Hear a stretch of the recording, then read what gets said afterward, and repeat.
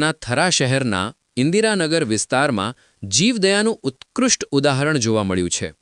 પેટના આંતરડા બહાર નીકળી જવાથી અત્યંત ગંભીર હાલતમાં રહેલા એક નંદીને કામધેનુ ગૌસેવા સમિતિ અને પશુ ચિકિત્સકોની જહેમતથી નવું જીવનદાન મળ્યું છે.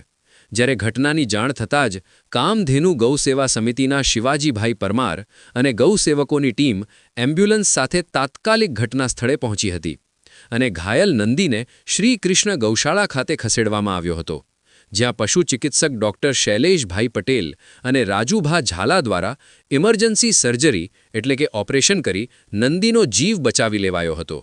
નોંધનીય છે કે આ સમિતિ કોઈ પણ સરકારી ગ્રાન્ટ વગર માત્ર દાતાઓના સહયોગથી અબોલ જીવોની 24 કલાક નિસ્વાર્થ સેવા કરે છે. ત્યારે સ્થાનિક રહીશો અને પશુપ્રેમીઓએ ગૌસેવકોની આ કામગીરીને બિરદાવી છે. અહેવાલ ચેહરસિંહ વાઘેલા, ખારિયા.